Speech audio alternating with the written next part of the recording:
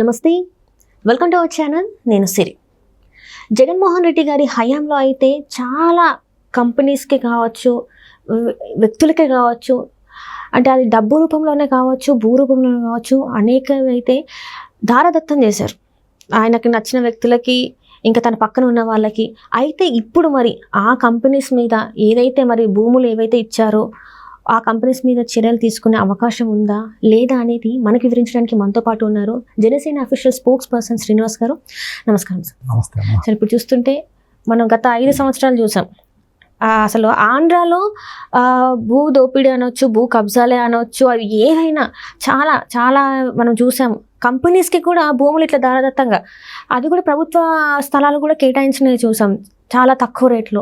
And ఇంకా కొంతమంది అయితే వాళ్ళకి నచ్చినట్టు జీవోలు కూడా మార్చుకొని వాళ్ళు భూములను కూడా తీసుకుని మనం చూసాం. అయితే ఇప్పుడున్న పరిస్థితులలో మరి ఆ కంపెనీలకి జగన్మోహన్ రెడ్డి గారు అయితే కొన్ని భూముల్ని దారదత్తం చేశారు కదా, మరి వాటి మీద ఇంకా అలాగే జగన్మోహన్ రెడ్డి గారి మీద యాక్షన్స్ తీసుకునే అవకాశం ఉందంటారా?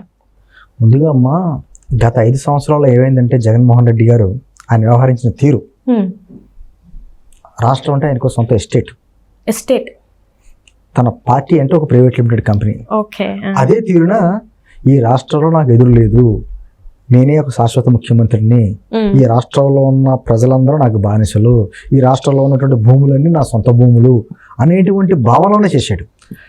ఇది ఆరోపణ కాదు, వాస్తవం కూడా. ఎందుకంటే ఆయన కొన్ని కంపెనీస్ కావచ్చు, అంటే చుట్టూ చేరేనుకున్నటువంటి కొంతమంది ప్రజలకి, కొంతమంది వ్యక్తులకి ఆ కంపెనీ పేరు మీద, ఈ కంపెనీ పేరు మీద దారదత్తం చేశాడు కొన్ని వందల వేల ఎకరాలు. ఆయనకి ఏం హక్కు ఉందని అదే అంటుంటా. అంటే కొన్ని షిడ్డీస్ ఎలక్ట్రానిక్స్ అని కొన్ని అనుకున్నాం, తర్వాత ఏమో ఈ ఇసుకు సంబంధించి జేపీ కంపెనీని ఒకటని, ఇలా చెప్పుకుంటా పోతే చాలా ఉన్నాయి. కానీ అన్నిటికంటే ముఖ్యమైనది ఒకటి ఉంది, అరబిందో పేరు చెప్తే, అరబిందో ఫార్మా కంపెనీ యాక్చువల్గా. అది యాక్చువల్గా అరబిందో పేరు చెప్తేనే గుర్తుకొచ్చి జగన్మోహన్ రెడ్డి గుర్తుకొస్తాడు. ఎందుకంటే జగన్మోహన్ రెడ్డి గారికి ఉన్నటువంటి కేసుల్లో ఫస్ట్ ఛార్జ్ షీట్ పడింది కూడా అరబిందో కంపెనీ గురించే. అంటే అప్పట్లో క్విట్ ప్రోకే నడిచింది అనేటువంటి విషయం మీద జరిగింది. అదే సందర్భంలో ఇప్పుడు గత 5 సంవత్సరాల్లో అరబిందో కంపెనీ డైరెక్టర్లో ఒక సర్ చంద్రారెడ్డి గారి చరిత్ర మనకు తెలుసు. ఈ మధ్యకాలంలో ఢిల్లీ లెక్కర్ స్కామ్ లో ఆయన కూడా అప్రూవర్గా మారాడు. ఆయన సోదరుడే మన విజయసాయి రెడ్డి తమ్ముడు, విజయసాయి రెడ్డి గారు అల్లుడు, విజయసాయి రెడ్డి గారు అల్లుడు, సర్ చంద్రారెడ్డి గారి తమ్ముడు. అంటే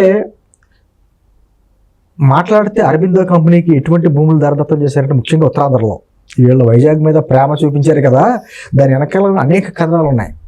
ఎందుకంటే ఫార్మా కంపెనీ పేరు చెప్పి అరబిందో కంపెనీకి అనేక రకమైనటువంటి ఉత్తరాంధ్రలో భూములు దోచిపెట్టారు. అదే అన్నిటికంటే ముఖ్యమైనది శ్రీ కాకినాడ సెజ్, భారతదేశంలో పెద్ద సెజ్. అది దాదాపు 10,000 ఎకరాలు ఉన్నటువంటి సెజ్. అది అప్పట్లో జిఎంఆర్ కంపెనీకి భూ సేకరణ చేసింది. జిఎంఆర్ కంపెనీ 51% వాటాతో జిఎంఆర్ కంపెనీ ఉండేది. కాకినాడ సీపోర్ట్ ఏమో 46% వాటా షేరు, ఒక 3% APIIC, AP industrial infrastructure corporation మీద కూడా ఉండేది. అయితే జగన్మోహన్ రెడ్డి గారి టైంలో చక్కను ఆ కాకినాడ సెజ్లోకి అరబిందోని ఎంటర్ చేసి అనేక రకాల జిఎంఆర్ కంపెనీని అనేక రకాలుగా ఇబ్బందులు పెట్టి, ఎందుకంటే అప్పటికే జిఎంఆర్ సంస్థ భోగాపురం ఎయిర్పోర్ట్ని కడుతుంది, జిఎంఆర్కి ఇచ్చారు ఇప్పుడు ప్రభుత్వం. ఇక్కడ కానీ మాకు అమ్మకపోతే ఈ ల్యాండ్స్, అక్కడ ఉన్నటువంటి ఎయిర్పోర్ట్ని లైసెన్స్ రద్దు చేస్తామని చెప్పేసినటువంటి అదే టెండర్ రద్దు చేస్తామని భయపెట్టేటప్పటికి ఇక్కడ వదులుకోవాల్సి వచ్చింది. ఆ విధంగా ఒకేసారి వీళ్ళకు ఉన్నటువంటి జిఎంఆర్కి ఉన్నటువంటి 51% వాటా అరబిందో ఫార్మాకి గెలిపినాయి.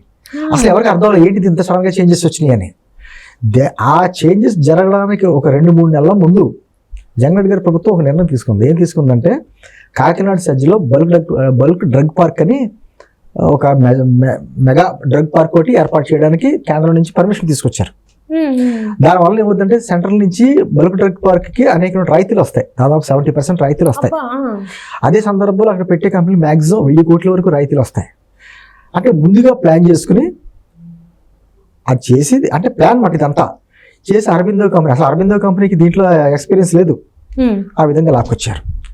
నెక్స్ట్ స్టెప్ ఏం చేశారు, మిగతా 46% ఎవరిది, కాకినాడ సీపోర్టు వాళ్ళది వాటా ఉంది.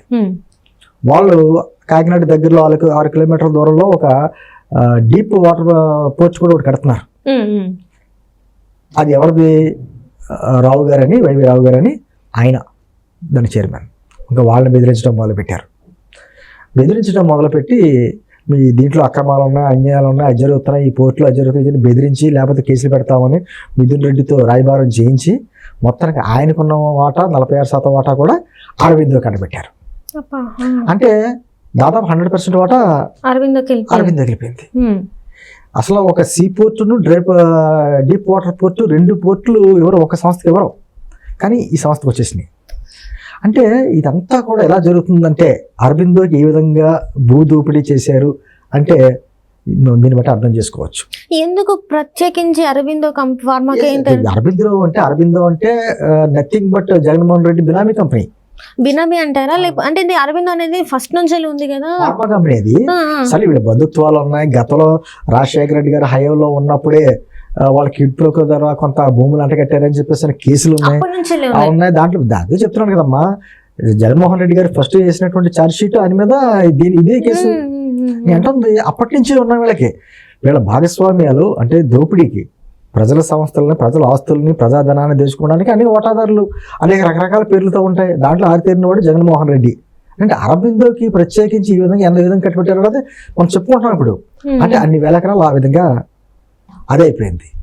అదే కాకుండా గత ప్రభుత్వంలోని 108 వెహికల్స్ మనందరికి తెలుసు, ఎమర్జెన్సీ వెహికల్స్, దాన్ని మెయింటెనెన్స్ కూడా అరబిందోకి ఇచ్చారు. మెయింటెనెన్స్ కూడా మొత్తం అరబిందో నిర్వహణ, ఆ 108 వాహనాల నిర్వహణ అంతా కూడా అరబిందో కంపెనీకి. దాంతో ఏమవుతుంది, అంతకుముందు 108 ఉంది కదా, ఒక వెహికల్కి దాంట్లో మెయింటెనెన్స్ ఛార్జెస్ కింద గవర్నమెంట్ నెలకి 1,30,000 ఇచ్చేవారు మెయింటెనెన్స్ ఛార్జెస్. ఈ అరబిందోకి ఇచ్చి దాని 2 లక్షల, దాదాపు 2.5 లక్షలకి, అంటే 2,30,000 ఎంతో మార్చారు. అంటే వాళ్ళ ఇష్టం దోపిడి. పోనీ 108 సర్వీసెస్ ఏమన్నా మెరుగైనయా అంటే మరి దారుణంగా పడిపోయింది లాస్ట్. అండ్ ఇంకొకటి మీరు విన్నారా సార్, కొడాలి నాని గారు కూడా సేమ్ ఇప్పుడు నాకు ఇది చెప్తుంటే ఒక గుర్తొచ్చింది ఏంటంటే, కొడాలి నాని గారు కూడా లెమన్ జ్యూస్కి 28 లక్షలు ఖర్చు చేశారండి.